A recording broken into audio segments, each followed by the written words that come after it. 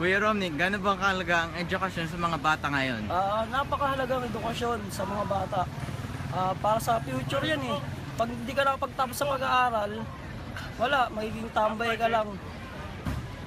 Yun ang pinakamahalaga, kailangan makatapos sa pag-aaral. Kuya Romnick, ano sa tingin ang epekto ng K-12 sa sistema ng edukasyon ngayon? Maganda ba o hindi? Siyempre magandang K-12. Kasi laking bagay yun eh, parang first year and second year college ang datingan nun. Pag natapos mo yun, pwede kang makahanap agad ng trabaho. Depende naman kung gusto nyo magnegosyo eh, sa ganun eh. Bakit nahihirapan ng mga estudyante sa publikong paaralan sa K-12? Kasi di ba, sa space yun eh. Talagang yung iba karamihan, nagpupunta sa ibang lugar para makapag-aaral ng K-12. Tulad ng WCC, yung mga ganyan. Kasi masyadong maliit ng space ng public eh. Hindi katulad nyo, napakalaki ng diversity nyo, hindi katulad sa iba. Kaya mabigat din yung K-12 para sa papubliko kasi dagdag din yan eh, dagdag gastos ulit eh. Imbis na pag fourth year lang, di ba, nag-graduate ka na. Ngayong K-12, medyo pasakit para sa mga mahihirap. Kaya pasakit talaga K-12 para sa amin. Kung ikaw ay naging estudyante ulit, pipiliin mo bang lumang sistema o ang K-12? Bakit?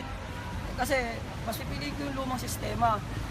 Kasi ngayon, pag pinili ko yung bago ngayon, maraming nahihirapan eh. Tulad na lang namin, medyo maliit yung namin, yung university, yung lugar namin. Public lang kami, kaya medyo mahirap. Kaya mas pipiliin ko yung dating sistema. Kayo, malaki yung university nyo eh, kaya okay lang para sa inyo na pumasok sa ngayong taon na to. Kuya Romnick, ang K-12 ba ay nagsisilbing gabay sa pagkakuha ng trabaho ng mga mamamayan ng Pilipinas? Bakit? Bakit hindi?